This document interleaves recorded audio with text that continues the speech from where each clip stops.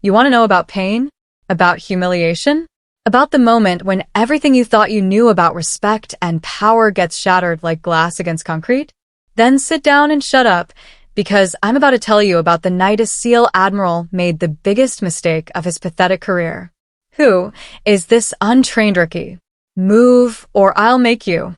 Those were the final words the SEAL Admiral barked before he grabbed my uniform, dragged me across the bar floor in front of everyone, and slapped me so hard my ears rang and my vision went white. The crowd froze. Glasses stopped midair. Every SEAL stared at me like I was nothing. My cheek throbbed. I tasted blood. But I didn't raise a hand. I didn't flinch. I didn't fight. Instead, I reached slowly into my pocket, pulled out my badge, flashed him, and whispered, "Specter Division." The Admiral's face drained of color, because in that single moment he realized he didn't hit a rookie. He hit the ghost. You think you know what anger looks like? You think you understand what it means to be disrespected, humiliated, treated like garbage? Let me paint you a picture of real rage, the kind that burns cold, the kind that waits, the kind that destroys everything in its path when it finally breaks free.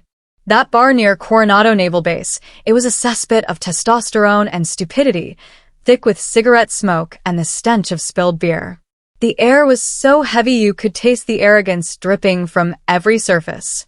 Voices clashed like cymbals, boots stomped across floors stained with decades of military machismo, and every conversation was a dick-measuring contest between men who thought their uniform made them invincible. But not me. I sat alone in the corner, nursing a whiskey I wasn't even drinking, watching. Always watching. While these idiots postured and preened, I was cataloging exits, memorizing faces, calculating angles of attack. The booth I'd chosen gave me perfect sight lines to 3 exit routes and optimal cover from the entrance. My back was to the wall. Never sit with your back exposed. That's survival 101. I was calm, silent, invisible. Exactly what I needed to be. These fools had no idea they were sharing oxygen with a predator. They saw what I wanted them to see. A quiet woman in a crisp uniform, probably some pencil-pushing contractor trying to look important. Their ignorance was my camouflage, and I wore it like armor. The music was too loud, the laughter too forced, the swagger too obvious. Every SEAL in that place thought he owned the world, thought his trident pin made him untouchable. They had no concept of what real operators looked like. They expected us to be loud, obvious, chest-thumping apes like them. They never suspected that death could sit quietly in a corner booth, wearing a perfectly pressed uniform and nursing a drink. But I could feel it building, that electric tension that comes before violence. The air itself seemed to thicken with anticipation. Something was about to go very, very wrong. And then the doors exploded open. Admiral James Hendricks stormed into that bar like he owned not just the building, but every soul inside it. 6 feet 4 inches of pure arrogance wrapped in dress blues and decorated with enough ribbons to carpet a small room. His entourage followed like faithful dogs for SEALs who'd forgotten that being tough doesn't mean being stupid. The entire bar shifted when he entered. Conversations died mid-sentence. Glasses paused halfway to lips. Even the bartender straightened up like someone had shoved a rod up his spine. This was a man accustomed to commanding fear, and these sheep were ready to give it to him. His eyes swept the room with the casual disdain of a king surveying peasants. And then those eyes found me, sitting alone, calm, unimpressed. That's when his face twisted into something ugly. Well, he announced loud enough for the entire bar to hear. Looks like we've got ourselves a lost little lamb in here. His crew laughed on cue, hollow, desperate sounds from men who'd forgotten how to think for themselves. They formed a semicircle behind him, blocking any casual escape route from my booth. Not that it mattered. I had 17 different ways to kill every man in that formation before they could blink. But I didn't move, didn't react, didn't give him a single fucking thing. And that silence, that absolute, unshakable calm, it infuriated him. You could see it building in his face like pressure in a boiler. This was a man who'd built his entire identity around intimidation, around making others flinch. And I was sitting there like a statue, completely unmoved by his presence. "I'm talking to you, contractor," he snarled, stepping closer. "This is a military bar. Adults only. Maybe you should run along back to whatever cubicle they pulled you out of." Still nothing from me. Not even a glance in his direction. I kept my eyes on my whiskey, watching the amber liquid catch the light.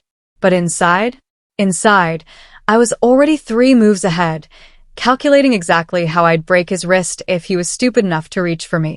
His crew was eating it up, nudging each other like school children watching a bully work. These were supposed to be elite warriors, the best of the best, and they were giggling like teenagers at a slap fight. Pathetic. "Hey!" Hendricks roared, his voice cracking like a whip. "When an admiral speaks to you, you fucking respond." The bar went dead silent.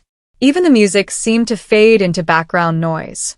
Every eye in the place was locked on our little drama, phones coming out of pockets as people prepared to record whatever was about to happen. This was better than pay-per-view for these animals. I finally looked up, met his eyes with the kind of stare that had made Taliban commanders wet themselves in caves outside Kandahar. Cold, empty, professional, and it shook him. Just for a second, I saw doubt flicker across his features. Some primitive part of his brain was screaming warnings, telling him to back away from the predator in the booth. But his ego was too big, his audience too eager. "That's better," he said, but his voice had lost some of its thunder. "Now, what's a little girl like you doing in a place like this? Did Daddy buy you that pretty uniform? Or are you one of those diversity hires they keep shoving down our throats?" More laughter from the peanut gallery. More phones pointing in our direction. This was going viral before it even finished, and Hendricks was loving every second of his performance. I took a slow sip of my whiskey, not because I wanted it, but because the deliberate calm would drive him insane. And it did. His face was turning red, veins bulging in his neck like garden hoses.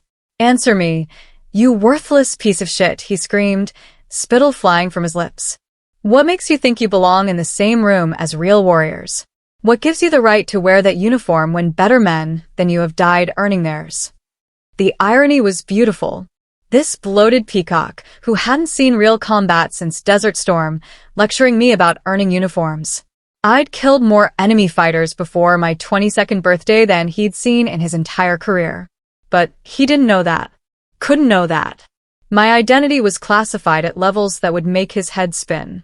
When I still didn't respond, when I just sat there radiating that absolute, unshakable calm, something inside him snapped.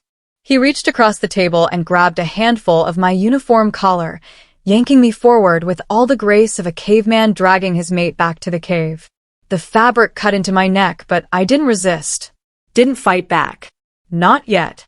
"You think you're special?" he hissed in my face, his breath reeking of whiskey and failure. "You think that silence makes you tough? I've broken tougher warriors than you for breakfast." He hauled me out of the booth, dragging me across the sticky bar floor like a sack of garbage. The crowd parted, forming a circle around us like we were gladiators in the Colosseum.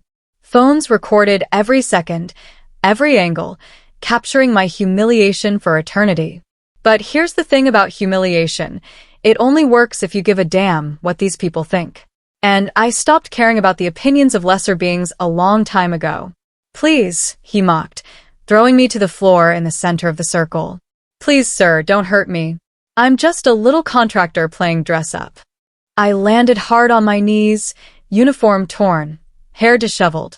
To everyone watching, I looked broken, defeated. A perfect victim for Admiral Hendricks' ego trip. And then he made the mistake that would haunt him for the rest of his miserable life. He wound up like he was swinging for the fences and slapped me across the face with enough force to knock out a grown man. The sound echoed through the bar like a gunshot, sharp and final. My head snapped to the side, vision exploding in white stars, ears ringing like cathedral bells. I felt my lips split, tasted copper as blood filled my mouth. My cheek was on fire, probably already swelling. The crowd gasped. Someone dropped their beer bottle. It shattered on the floor with a sound like breaking dreams. Hendricks stood over me, chest heaving, fists clenched, looking like he'd just conquered Mount Everest. His crew was nodding approval, making sounds like they'd just witnessed greatness instead of a pathetic display of weakness. And me? I slowly pushed myself to my knees, then to my feet, wiped the blood from my lip with the back of my hand, fixed my uniform with careful, deliberate movements.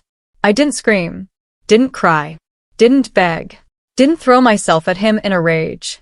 Instead, I looked him dead in the eye and smiled. Not a friendly smile. Not a nervous smile.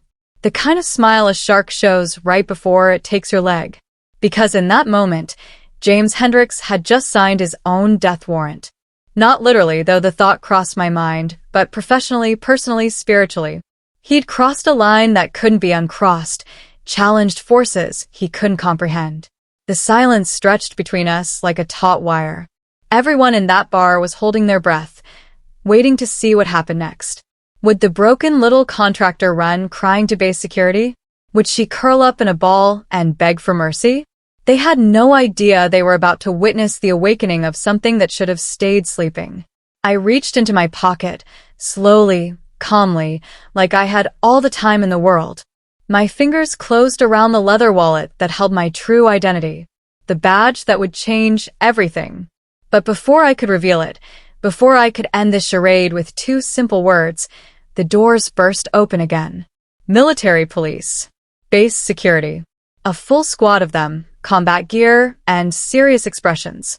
Someone had called in the disturbance, probably some wannabe hero thinking they were saving an innocent civilian from a big bad SEAL. "Everyone stay where you are," the MP sergeant shouted. "We have reports of an assault in progress." Hendricks straightened up, instantly shifting from bully to officer. The transformation was almost impressive, shoulders back, expression stern, voice dropping into command mode. "Sergeant, this was simply a matter of military discipline," he announced with the confidence of a man who never faced consequences for his actions. This civilian contractor was creating a disturbance, and I was restoring order. The MP sergeant looked around the bar, taking in the scene, me, disheveled and bleeding, surrounded by a crowd of SEALs who all nodded agreement with their admiral's story. It wasn't hard to see which way the wind was blowing. "Ma'am," the sergeant said to me, "we're going to need you to come with us." And just like that, I was the criminal, the troublemaker, the problem that needed to be removed. Hendricks smirked as the MPs escorted me toward the door. His crew chuckled and went back to their drinks, already spinning the story into legend. The crowd dispersed, disappointed that the show was over. But as they marched me out of that bar, as I felt the weight of injustice pressing down like a physical thing, I kept my mouth shut, kept my secrets locked away. Because revealing the truth now would compromise everything, my mission, my identity, my purpose. So I let them believe I was just another victim in a world full of victims. Let them think they'd witnessed justice instead of cowardice. They had no idea the storm they'd just unleashed. The base commander's office was exactly what you'd expect from a man compensating for a lifetime of mediocrity. Oversized mahogany desk, walls covered with photos of himself shaking hands with important people, enough military memorabilia to stock a museum. Commander Patricia Walsh sat behind that desk like a queen on her throne, looking at me like I was something she'd scraped off her shoe. Hendricks stood at attention beside me, his dress blues crisp and perfect, every metal polished to a mirror shine. The very picture of military professionalism. If you didn't know better, you'd think he was the hero of the story. "Explain to me," Walsh began, her voice dripping with contempt, "how a simple contractor manages to cause such a disturbance that I have to waste my evening dealing with this bullshit." She was already convinced of my guilt. I could see it in her eyes, hear it in her tone. This wasn't an investigation, it was a sentencing hearing, and the verdict was already in. Hendricks cleared his throat with theatrical precision. "Ma'am, the subject was displaying erratic behavior in a public establishment. When I attempted to address the situation, she became combative and disruptive. I was forced to use minimal physical intervention to restore order." Minimal physical intervention. That's what he called dragging me across a bar floor and slapping me hard enough to rattle my teeth. The military's talent for euphemism never ceased to amaze me. "I see," Walsh nodded, making notes that would probably end up in my permanent record. And you, MS. She glanced at her computer screen. Designation C, 47 Delta. What's your version of events? I could have told her the truth. Could have explained exactly what happened, how her precious admiral had humiliated me in front of dozens of witnesses for no reason other than his own amusement. But what was the point? She'd already chosen her side before I walked through the door. No comment, I said quietly. Walsh's eyebrows shot up like I'd just confessed to treason. No comment? You're in serious trouble here, contractor. This could mean termination of your contract, removal from base, permanent black marks on your security clearance. And your response is no comment? She was trying to intimidate me, trying to make me crack, confess, beg for mercy like a good little civilian. These people had no concept of real consequences. They thought losing a job was the worst thing that could happen to someone.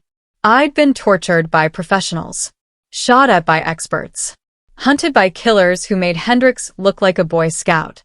Their threats were less than meaningless. I said what I said, I replied, keeping my voice level and calm. Hendricks shifted beside me, and I could practically feel his satisfaction radiating like heat from a furnace. This was going exactly as he'd planned. The little contractor was being put in her place, and he'd walk away without a scratch. This is exactly the kind of attitude I'd expect from someone causing trouble in a military establishment, Walsh continued. Uncooperative, disrespectful, completely unfit for any position requiring security clearance. She was building her case, creating a paper trail that would justify whatever punishment she'd already decided on. I'd seen this show before, in other offices with other commanders who thought their little fiefdoms were the entire universe. Admiral Hendricks is one of the most respected officers on this base, she announced like she was reading gospel. His record speaks for itself. 27 years of distinguished service, multiple combat deployments, commendations from the highest levels of command. All true, probably. All irrelevant to the fact that he was a bully who just assaulted someone for no reason other than his own entertainment. Whereas you, she continued, turning her attention back to me, are a temporary contractor with minimal clearance and questionable judgment. The choice here is obvious. Of course it was. The choice was always obvious when you'd already made up your mind before hearing the evidence. I'm terminating your contract, effective immediately, Walsh declared with the finality of a judge pronouncing a death sentence. You'll be escorted off base within the hour and permanently barred from future access. Any attempt to return will result in immediate arrest. Hendricks actually smiled. Actually fucking smiled. Like he was a little boy who'd just gotten away with breaking his neighbor's window. Furthermore, Walsh continued, I'm recommending that your security clearance be permanently revoked and that you be blacklisted from any future government contracts. We can't have people with your obvious emotional instability and poor judgment handling sensitive materials. Emotional instability.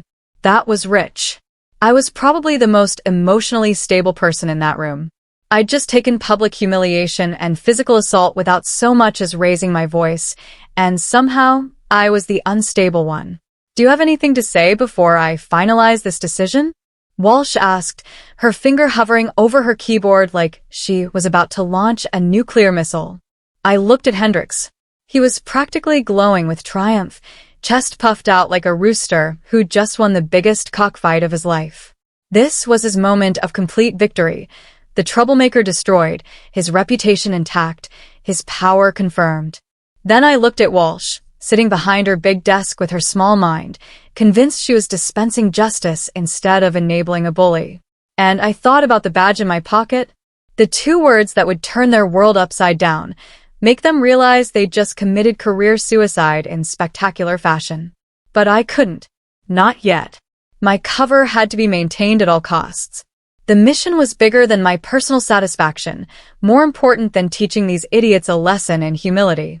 So I just stood there, absorbing their contempt like it was rainfall, letting them believe they'd won. Nothing to say, I replied. Guess that settles it. Walsh signed something with theatrical flourish, like she was signing the Declaration of Independence instead of a termination order. Security will escort you to collect your belongings and leave the base, she announced. I trust this will serve as a learning experience about the consequences of poor behavior in a military environment. A learning experience. Right. The only thing I'd learned was that some people are too stupid to recognize danger even when it's sitting right in front of them. But here's the thing about secrets. They have a way of revealing themselves at the worst possible moments. And as I walked out of that office, as I felt the weight of injustice burning in my chest like acid, I knew this wasn't over. Not by a long shot. Because while Commander Walsh was busy congratulating herself on maintaining order, and while Admiral Hendricks was probably already planning his next victim, and while the entire base continued its little routine of military pageantry and bureaucratic bullshit, something else was happening in the shadows. Something they should have been paying attention to. Something that was about to make their petty power games look like children playing with toys. You see, I wasn't just any contractor. I wasn't just some random civilian who'd stumbled into the wrong bar at the wrong time. I was Specter Division. Ghost operative. The kind of soldier who exists in the spaces between official records, who operates under authorities that bypass normal command structures entirely. And I wasn't on this base by accident. 3 weeks earlier, intelligence had identified a security breach at Coronado. Someone was selling classified information to foreign operatives, using the base's own communication systems to transmit state secrets. The breach was too sophisticated for local investigation, too sensitive for normal channels. That's when they called us. The ghosts. The shadows behind the shadows. My mission was simple. Infiltrate the base as a low-level contractor, maintain deep cover, and identify the source of the leak. It required absolute anonymity, complete invisibility. I had to be so unremarkable that nobody would ever suspect I was anything more than exactly what I appeared to be. And it was working perfectly until Admiral James Hendricks decided to make me his entertainment for the evening. Now my cover was blown, not officially, not in any way that would compromise the mission, but personally. I'd been marked as a troublemaker, someone who didn't belong. That made surveillance harder, infiltration riskier. But it also gave me something I hadn't expected, a personal stake in this operation. Because somewhere in the labyrinth of base politics and military hierarchy, the people responsible for the security breach were laughing at what had happened to me. They were comfortable, confident, secure in their betrayal. That was about to change. I'd been scheduled for another week of careful observation, slowly gathering evidence and building a case. But circumstances had just accelerated my timeline considerably. Because in approximately 6 hours, at 0300 local time, a team of foreign operatives would be infiltrating the base to retrieve the intelligence package their inside source had prepared for them. And when that happened, when the shooting started and the alarms began screaming, Admiral Hendricks and Commander Walsh were going to discover exactly what kind of contractor they'd just fucked with. But first, I had to play my part. Had to pretend to be the broken, defeated victim they'd created. Had to let them escort me off base like a criminal, collect my belongings like a failure, disappear into the night like someone who'd learned her lesson. The security detail was professional but bored, 2 MPs who probably drew the short straw for escort duty. They walked me to the temporary housing unit where I'd been staying, watched as I packed my few belongings into a standard military duffel bag. What they didn't see was the equipment hidden in the false bottom of that bag. Night vision goggles, suppressed sidearm, combat knife, communications gear. Everything I'd need for the real reason I was here. All set, the senior MP asked, checking his watch like he had somewhere important to be. All set, I confirmed, shouldering the bag and following them toward the main gate. The walk across space was surreal. Just hours ago, I'd been an invisible part of this community. Now I was a pariah being expelled from paradise. Other personnel we passed looked at me with mixtures of curiosity and contempt. The contractor who'd caused trouble, the civilian who'd forgotten her place. If they only knew. At the gate, the MPs handed me off to base security for final processing. More paperwork, more signatures, more bureaucratic theater designed to make me feel small and punished. Transportation off base? The security chief asked, not really caring about the answer. I'll call a cab, I replied. He nodded and made a note in his log. Remember, you're permanently barred from re-entering. Any attempt to return will result in immediate arrest and federal charges. Understood, I said, meaning it more than he could possibly know. Because when I came back, and I would be coming back. It wouldn't be through the front gate. It wouldn't be as a contractor or a civilian or anything they could recognize or categorize. It would be as what I really was. What I'd always been. A ghost in the machine. A shadow with teeth. And by the time they realized their mistake, it would be far too late to fix it. The cab ride to the cheap motel off Highway 75 gave me time to think, time to plan, time to let the rage settle into something cold and useful. The driver tried to make conversation, but one look at my face convinced him that silence was the better option. Room 237 was exactly what you'd expect from a place that rented by the hour. Stained carpet, flickering fluorescent lights, the lingering smell of disappointment and broken dreams. But it had what I needed. A clear line of sight to the base's north perimeter, thick walls that would muffle any radio traffic, and most importantly, complete anonymity. I unpacked my real equipment, tested communications, ran system checks on everything I'd need for the night's work. My handler would be expecting a status report soon, and I had some interesting updates to share. The encrypted radio crackled to life on the designated frequency. Ghost actual, this is control. Status report, over. Control, ghost actual. Cover compromised, but operational. Personal involvement, accelerated timeline. Request permission to advance to Phase 2, over. Silence for nearly 30 seconds. In the world of classified communications, that was an eternity. I could practically feel the wheels turning at the other end, analysts reviewing my file, supervisors weighing risks and benefits, someone trying to decide if I was still objective enough to complete the mission. Ghost actual, explain personal involvement, over. How do you explain humiliation to someone who's never experienced it? How do you convey the feeling of being treated like garbage by people who couldn't last 5 minutes in your world? Base commander and SEAL Admiral assaulted operative during cover maintenance. Used excessive force. Terminated contract and expelled from base. Emotional compromise minimal, but personal motivation now factor, over. Another long silence. Longer than the first one. Ghost actual. Are you requesting extraction and replacement? Over. The question hung in the air like smoke. They were giving me an out. A chance to walk away clean. Let someone else finish what I'd started. Negative control. Mission continues as planned. Emotional state stable. Personal motivation may be asset rather than liability. Over. Understood. Ghost actual. You have authorization for Phase 2. Rules of engagement remain unchanged. Minimum necessary force. Maximum operational security. Clean resolution required, over. Copy all, control. Will advise when package secured, over. Roger. Ghost actual. Stay safe out there, over. Always do, control. Ghost actual out. I switched off the radio and checked my watch. 2,147 hours. In just over 5 hours, a team of foreign operatives would attempt to breach the north perimeter of Coronado Naval Base.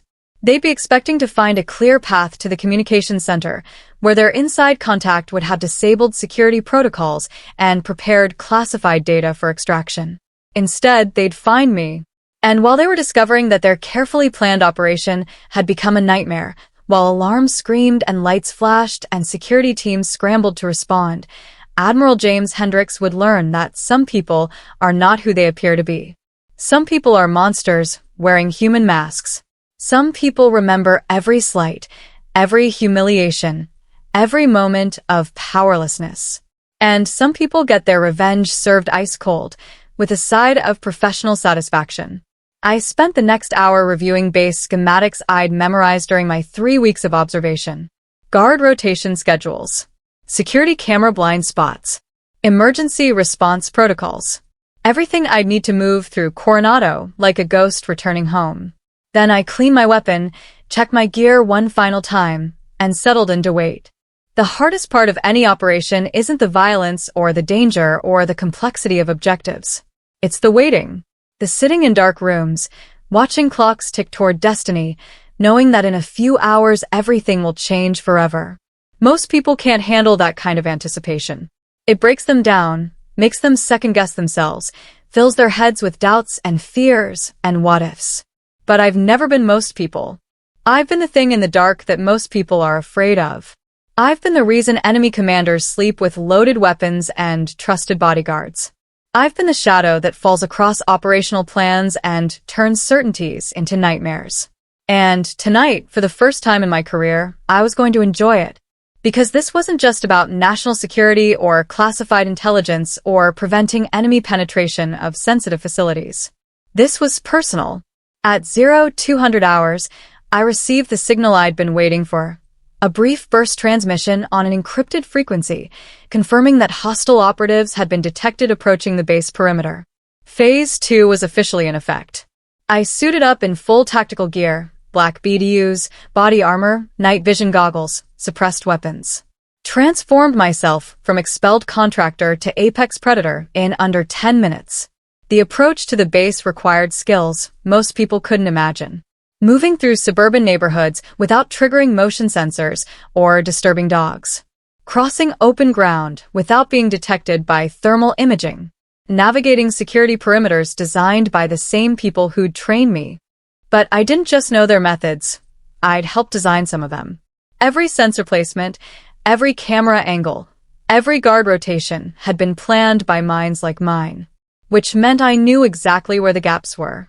The north perimeter was considered the most secure section of the base. Triple fence lines, motion detectors, thermal sensors, regular foot patrols.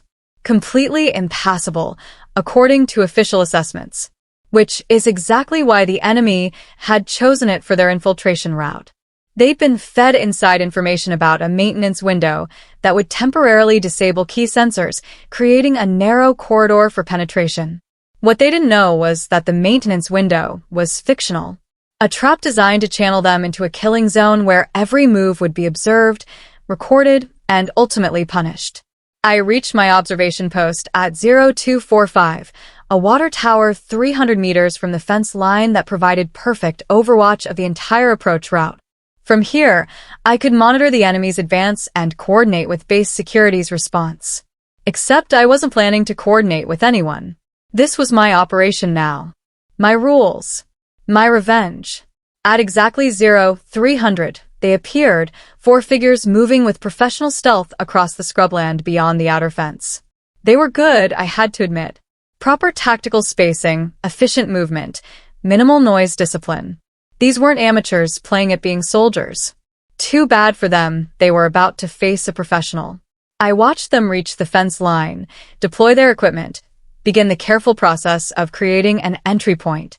Their inside source had told them exactly where to breach, a section allegedly covered by disabled sensors and outside the range of patrol routes. They had no idea that every move was being transmitted directly to my tactical display, that their safe corridor was actually a carefully designed funnel leading them exactly where I wanted them to go. The lead operative finished cutting through the outer fence and signaled for his team to advance.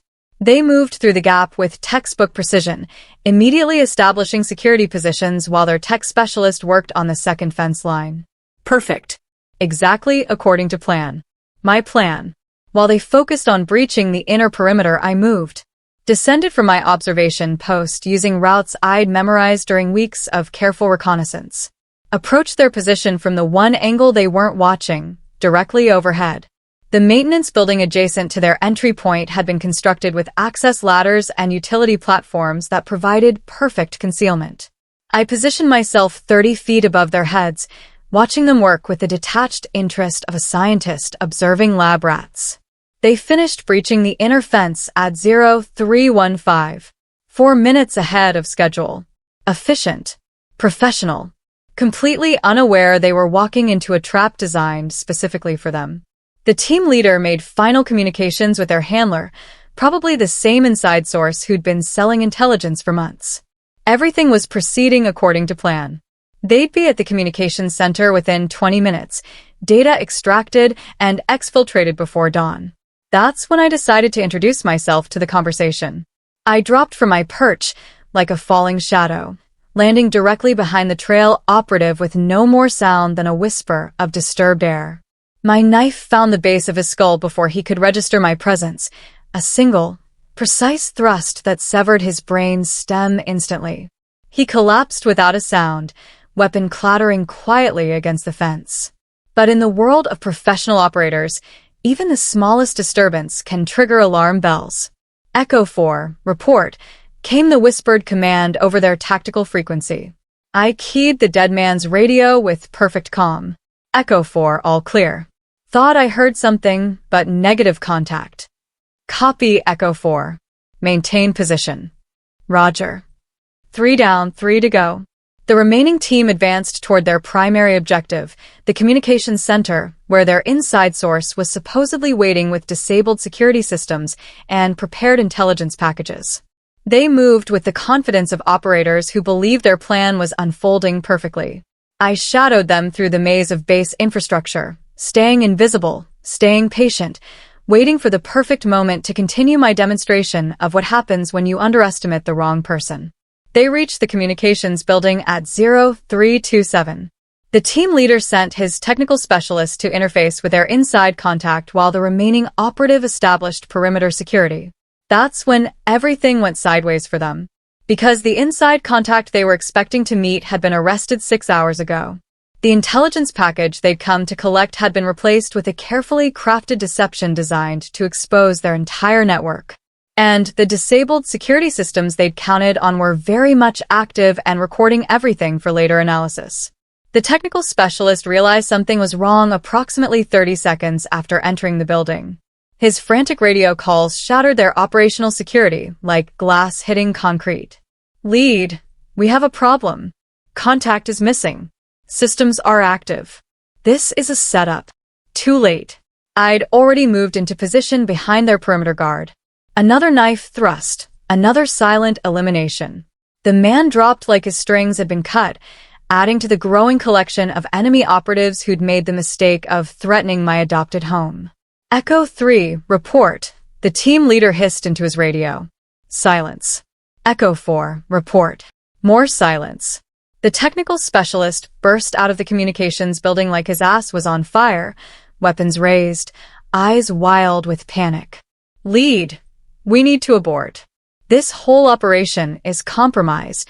The team leader was beginning to understand that his perfectly planned infiltration had become a perfectly planned massacre. His head swiveled like a radar dish, trying to locate threats he couldn't see, enemies he couldn't identify. That's when the base alarms started screaming. Emergency lights bathed the entire area in hellish red strobes. Sirens wailed like banshees announcing the apocalypse. Loudspeakers crackled to life with automated warnings about base security breaches. And through it all, I remained invisible, a predator stalking prey that was just beginning to realize how fucked they really were. Move. Move. Emergency extraction, the team leader shouted, abandoning all pretense of stealth. This was pure survival mode now. Get to the fence line, get through the gaps they'd created, get clear of the base before security teams could respond. But I wasn't going to let that happen. I intercepted them halfway to their extraction point, appearing out of the shadows like death incarnate. The technical specialist saw me first, a figure in full tactical gear emerging from behind a utility building with weapons raised and absolute intent written across every movement. He tried to engage, raised his rifle, acquired what he thought was a target, began to squeeze the trigger. I put 2 rounds center mass before his brain could complete the command to fire. Suppressed ammunition made no more sound than aggressive coughing. He dropped in a heap, weapons spinning away across the asphalt. The team leader spun toward the sound, saw his specialist down, saw me advancing with mechanical precision. Professional enough to recognize superior skills when he encountered them. "Who the fuck are you?" he screamed, bringing his own weapon to bear. I could have answered him, could have introduced myself properly, explained exactly who he'd just fucked with. Instead, I put a single round through his left knee, dropping him to the ground in a writhing heap of agony and shattered bone. "Specter Division," I said quietly, standing over him like an avenging angel. "Ghost operative. You just attempted to breach a United States military installation while I was having a bad day. That was poor timing on your part." Recognition dawned in his eyes like sunrise over hell. Every intelligence service in the world knew about Specter Division, the shadows behind the shadows, the operators who existed outside normal military structures. We were legends whispered in dark rooms, nightmares that kept enemy agents awake at night. And he'd just discovered that legends sometimes walk among mortals. Please, he gasped, blood pooling beneath his shattered leg. I surrender. I'll tell you everything. Names, contacts, operational details. Everything. I know you will, I replied, zip-tying his hands with practiced efficiency. That's what happens in interrogation. But first, we're going to have a conversation about respect. That's when the cavalry arrived. Base security teams converged on our position like angry hornets, weapons raised, shouting tactical commands into the chaos. They found me standing over a wounded prisoner, surrounded by 3 corpses and enough evidence to put together exactly what had happened. But they didn't know who I was. Couldn't know. My gear was unmarked, my identity classified beyond their clearance levels. Drop your weapons. Get on the ground. Now, the security chief screamed, probably thinking he'd stumbled onto some kind of foreign operative himself. I ignored him completely. Keyed my radio instead. Control. Ghost actual. Package secured. For enemy Kia. 1 prisoner for interrogation. Request immediate extraction and custody transfer. Over. The security teams looked confused as hell. Their radios were crackling with contradictory orders, some commands telling them to arrest everyone on scene, others telling them to stand down and await further instructions. That's when the helicopters appeared. 2 Black Hawks, unmarked and unannounced, descending from the night sky like mechanical angels. They touched down in the open area between buildings, rotor wash creating miniature dust storms that reduced visibility to nearly zero. When the dust cleared, a figure emerged from the lead aircraft. Tall, lean, wearing the kind of nondescript tactical gear that screamed classified operations. He approached our position with the confident stride of someone accustomed to being the most dangerous person in any room. Stand down, he commanded the security teams, his voice carrying absolute authority despite having no visible rank or identification. This is a federal operation under classified protocols. Your cooperation is appreciated and required. The security chief looked like he wanted to argue, but something in the stranger's demeanor convinced him that resistance would be a career-ending mistake. Sir, what's your authority here? He asked, trying to maintain some semblance of command presence. The newcomer reached into his jacket and produced a badge that made the security chief's face go white. Whatever clearance level was printed on that credential, it was way above anything a base security team normally encountered. Agent Morrison, Department of Special Operations, the man said quietly. This operative is under my command, and this prisoner is now federal custody. Any questions can be directed to your commanding officer through appropriate channels. He approached me with the easy familiarity of long professional association. Ghost, we heard you had an interesting evening. Could say that, I replied, watching the prisoner being loaded into the helicopter by Morrison's team. Mission accomplished, but with some personal complications. So we gathered. Care to fill us in on exactly what happened here tonight?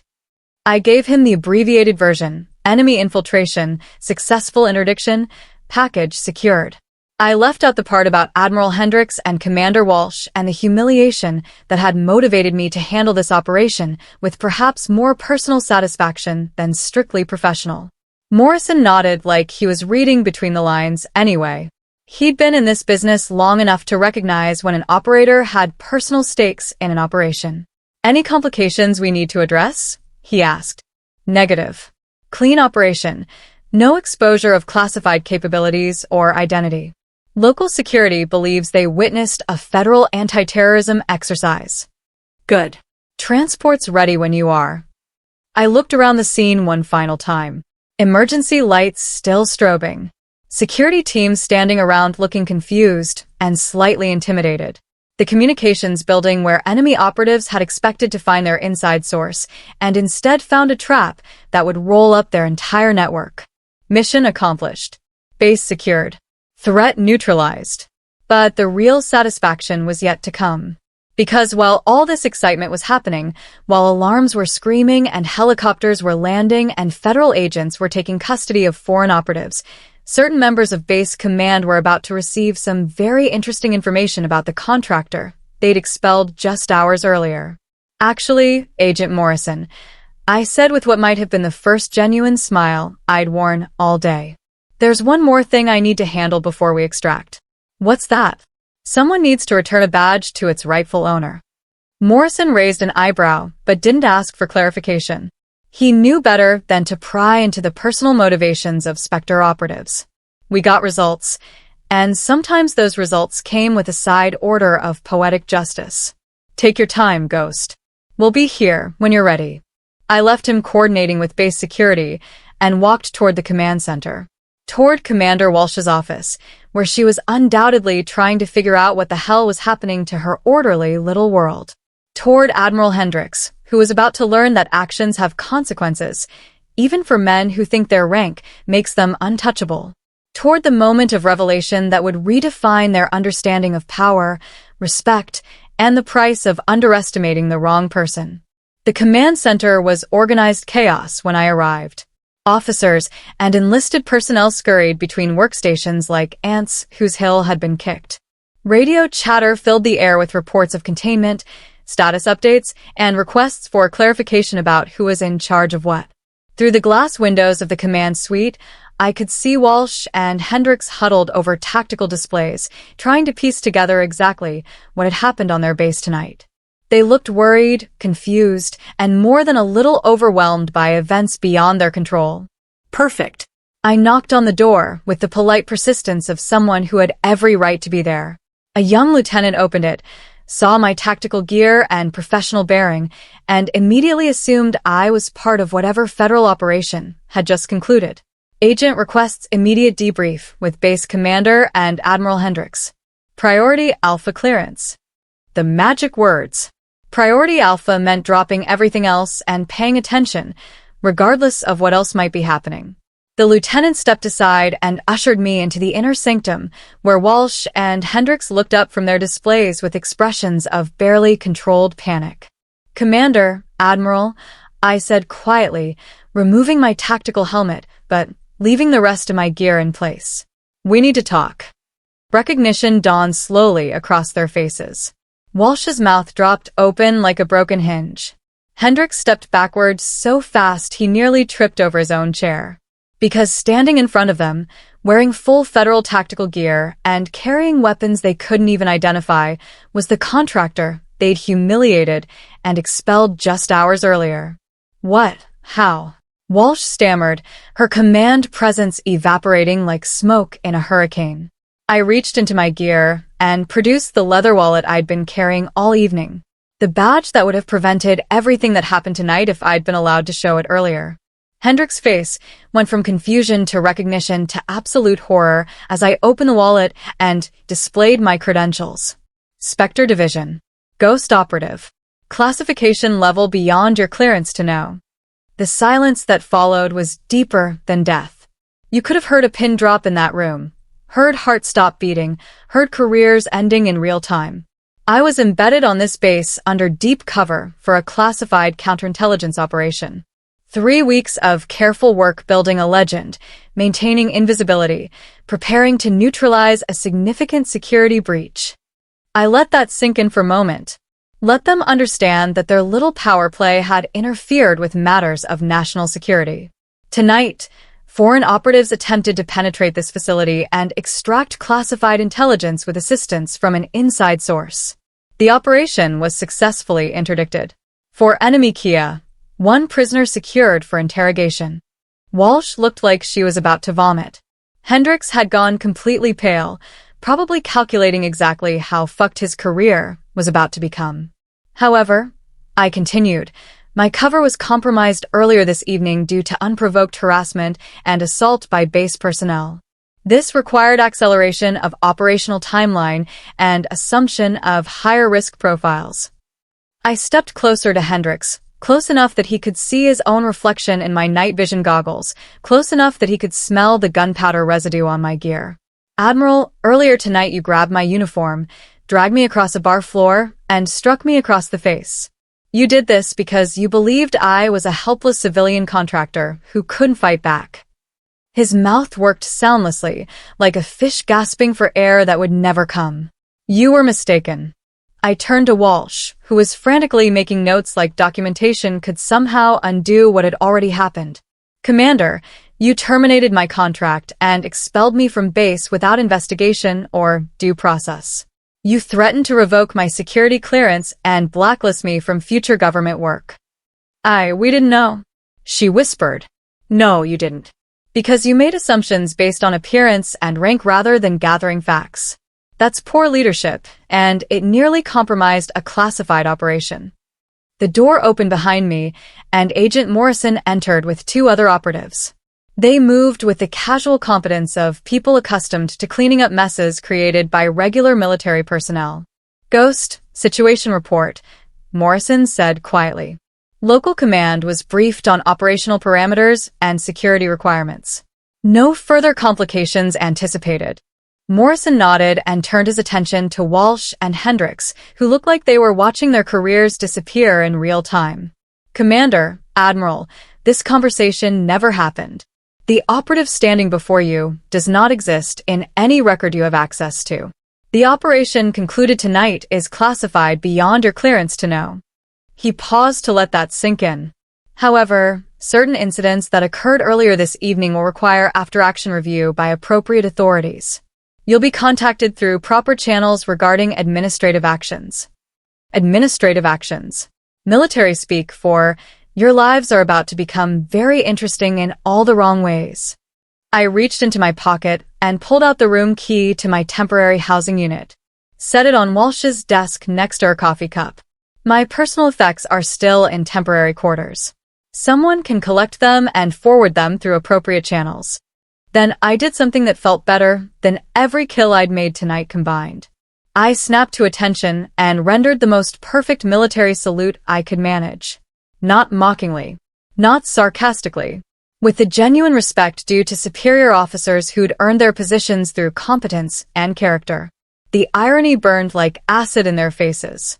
Here was the contractor they'd humiliated, the civilian they'd dismissed, showing them exactly what military courtesy looked like when rendered by someone who actually deserved to wear the uniform. Hendricks automatically returned the salute, muscle memory overriding conscious thought. His hand shook as he held the position. "Carry on," I said quietly, then turned and walked toward the door. "Wait," Hendricks called out, his voice cracking like a teenager's. What happens now?" I paused in the doorway, considering the question. What did happen now? To him, to Walsh, to the comfortable little world they'd built around the assumption that rank and authority meant never having to face consequences for their actions? "Admiral, you struck a federal agent during the execution of a classified operation. You interfered with matters of national security. You demonstrated judgment so poor it's actually remarkable." I turned back to face him one final time. "What happens now is you live with that knowledge for the rest of your career. Every time you look in the mirror, every time someone mentions the space, every time you see a woman in uniform, you'll remember the night you discovered that not everyone who looks weak actually is." "And me?" Walsh asked, her voice barely a whisper.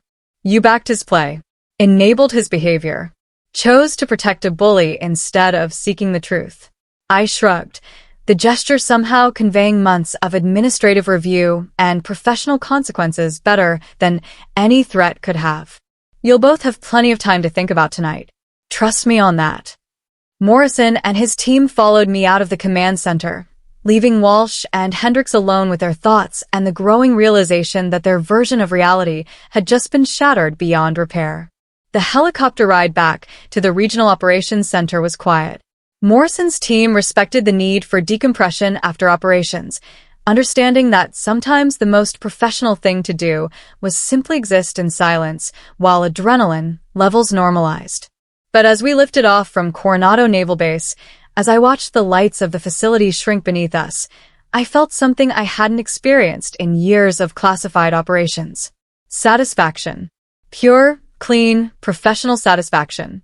Not because I'd eliminated enemy operatives, that was just doing my job, executing skills I'd trained for my entire adult life. Not because I'd prevented a security breach, that was the mission, the reason I'd been sent to that base in the first place. but because for once, just once, the people who'd used their power to humiliate someone they thought was weak had discovered that the universe occasionally provides perfect justice. Admiral James Hendricks would never again look at a quiet woman in uniform and assume she was helpless. Commander Patricia Walsh would never again terminate someone's career without thorough investigation. The SEALs who'd laughed at my humiliation would spend years wondering if any of their civilian colleagues were actually federal operatives in disguise. And somewhere in the distance, on a base that would forever be marked by the night 4 foreign agents died trying to steal American secrets, emergency lights were still flashing, security teams were still processing evidence, and 2 senior officers were staring at their reflections in dark windows, wondering how they'd managed to fuck up so spectacularly. "Ghost," Morrison said quietly as our aircraft headed toward debriefing and whatever came next. "How do you feel about the operation?" I considered the question for a moment. Professional assessment first. Mission accomplished. Objectives achieved. No compromise of classified methods or identity. Clean work by any standard. Personal assessment? That was more complicated. Satisfied. I replied finally. Very satisfied. Morrison nodded like he understood exactly what that meant. In our business, personal satisfaction was rare. Usually we operated in shadows, achieved victories nobody could ever know about, saved lives that would never know they'd been in danger. But tonight had been different. Tonight, justice and mission requirements had aligned perfectly, creating one of those rare moments when doing the right thing felt as good as it actually was. The helicopter banked toward the rising sun, carrying us away from Coronado Naval Base and back into the classified world where ghosts lived between operations. But part of me would always remain in that command center, watching 2 people discover that actions have consequences, even for those who think their rank makes them untouchable, especially for them. Because sometimes the universe provides perfect lessons in humility, delivered by shadows wearing human faces, carrying badges that redefine everything you thought you knew about power. And sometimes, just sometimes, the quiet person in the corner turns out to be the most dangerous person in the room. Remember that the next time you think about humiliating someone who looks like they can't fight back, we might surprise you.